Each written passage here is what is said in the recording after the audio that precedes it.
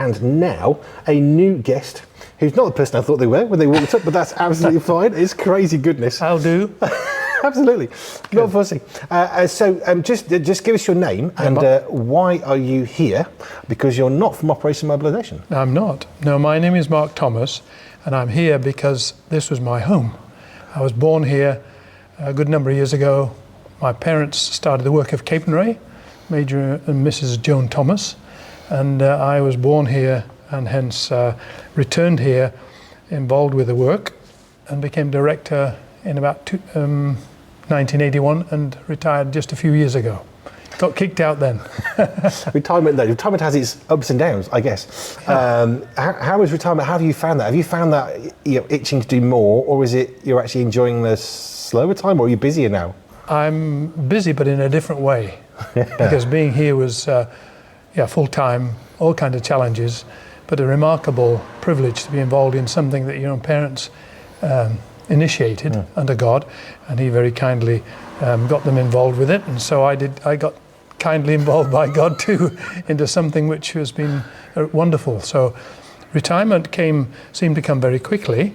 I retired at 70, so that was a number of years ago now, but I find I'm still involved. I'm still involved, but I don't have the executive responsibilities or challenges that others have to deal with now that I don't. It sounds like a grandparent who gets to see the grandchildren. It's like, okay, let's have fun in a different way. Right. So just give us a little bit of the background. I've heard pieces of it. I spoke to a lady called Mackenzie from Canada who's doing something about the history in the archives. Yeah, she is. So I've got some bits and pieces, but just give us the story as you know it from your parents of why did they buy this? Yeah. What was the motivation behind that, and how did that even come about? How long have you got? As long as you want. Well, here we go. I'll try and give you in a nutshell. But my dad was invited as a 13-year-old to a Crusaders Bible class years ago, and he came to Christ. And having come to Christ, he then really changed his approach to life, and he began to preach when he was young. But then when he was about 19, he was a bit frustrated with his Christian life and said, nothing's happening.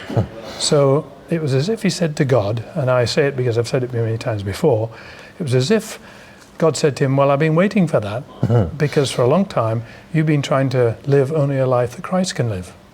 So it changed his whole approach, and he discovered that the reality of life was in Christ, and Christ was his life. So therefore, the only one who could live the Christian life was Christ. So it changed his approach to preaching and teaching, and so that was he was in university, was going to be a medical doctor in Africa, but he said, if I'm no use here, I'm no use in Africa. But then, having come to Christ in a real sense of the word of what he discovered was life in Christ, then he quit university, much to the chagrin of his parents, and he went travelling evangelist before the war.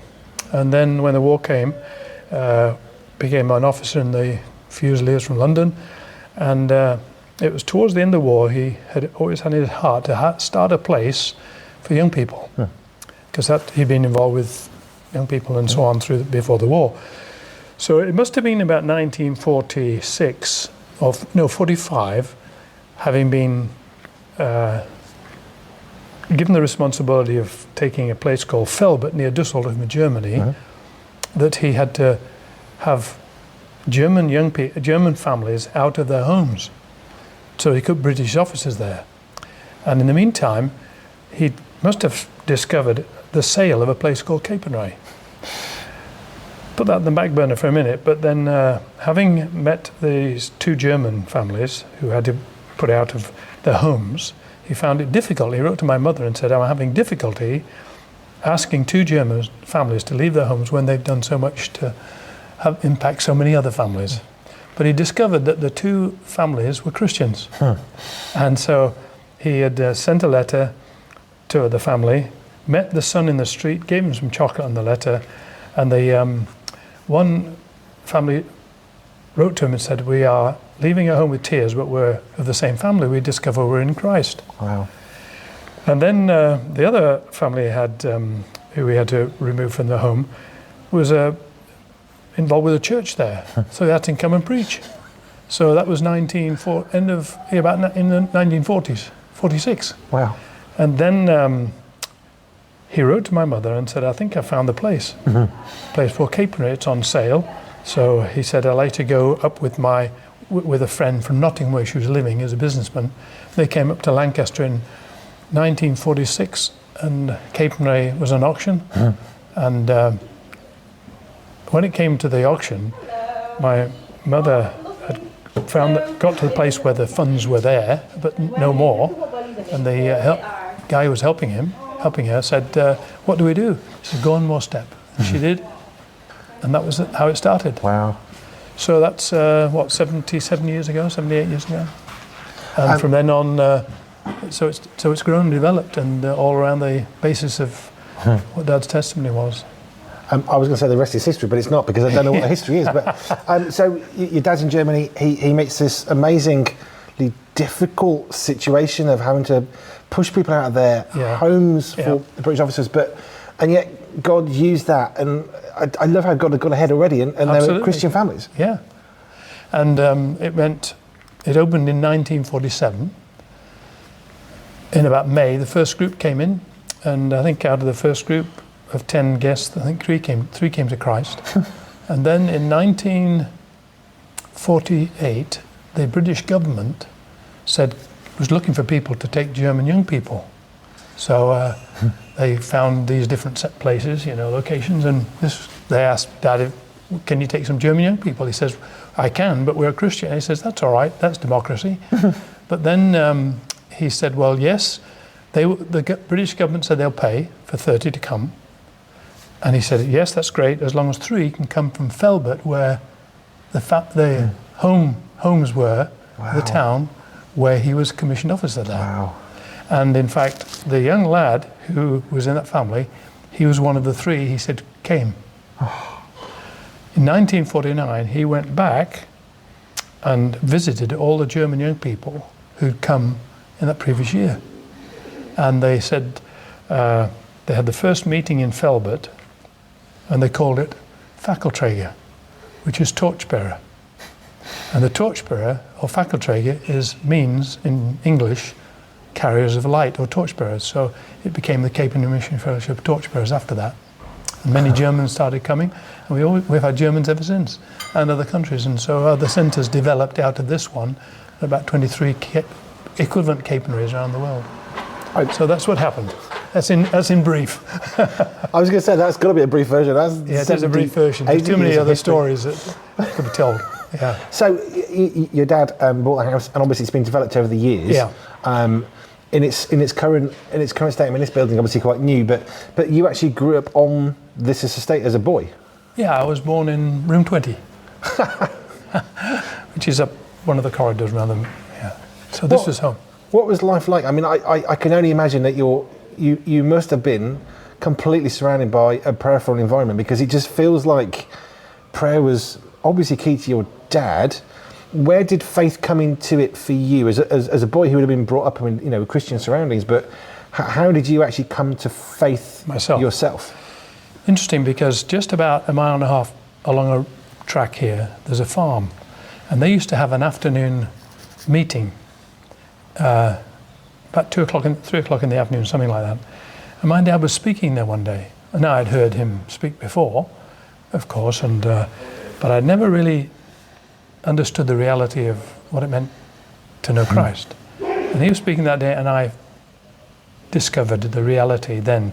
As he was speaking, and it was a small room, kitchen, sort of farmhouse building, and with these hooks on the ceiling, and I was sitting at the back, and I heard, Christ died for me, Christ rose again to give me life. And that was it, from then on. So that's how my faith journey began. Just a couple of miles from here, or less. I've chatted to a few people who've got very different stories of faith, but the one thing that seems to be key is it doesn't really matter whether they were brought up in a Christian home or they just met Jesus through a mission or whatever. Yeah. At some point, you need to make that decision yourself, that not just to know of God, but to know God for yourself. Yeah, that's absolutely. I discovered that for myself. I had a Christian background. I was surrounded by Christians here, but it had to become personal, and I'm so glad. And what I saw in my parents was the reality of Jesus himself. And that's probably what has been has impacted my life ever since. Wow. Thank you so much for your time. Not a problem. I love finding out stories. I love telling stories of people, and I was chatting to Tim Jupp, who was in the band Delirious, set up a big church festival, and part of the story of that is land down in Sussex with a Christian family who had this vision for tents, and when he came and said, can we do stuff, their vision was for marquees and tents on their fields, and he said, how do I talk to them about this, because they're not going to want that, and actually it was what God had put on their heart. And now we have Big Church Festival, which is 20,000 plus 30,000 people, because they were obedient. And I love how God just brought people together, and he's done that here as well, hasn't he, which is just phenomenal. Yeah, he's done it exactly right. He's so good at doing things we wouldn't even think of, and then he gets us involved. like launching a radio station around the world when you've got no background in radio. That's wonderful. Praise God. Thank you so much for your time. It's been a privilege. Most I've welcome. got more people we can try and get through I'm sure. before 6, so thank you so much. Here at Pure 24/7 Radio, we have had the privilege of speaking to some amazing people with amazing stories. So I was already doing the work of an evangelist, and then I discovered that there was a term for it. And then I realized, I really wanted to learn more about the Bible and Christianity. So I went to theological college. Most people think that my life as a marine biologist was spent riding on the back of a dolphin into the sunset. That's my view. Yeah, I did that never. Been on the road 35 years, man and boy, doing magic and comedy to communicate the gospel. When I started off in '88, I was doing escapology. I kind of took that on from a friend of mine called Pete Gilbert, who was a real pioneer in creative communication. If you have missed any of these interviews or would like to hear them again, you can. Simply head over to our catch-up section at www.pure247radio.org. That's www.pure247radio.org.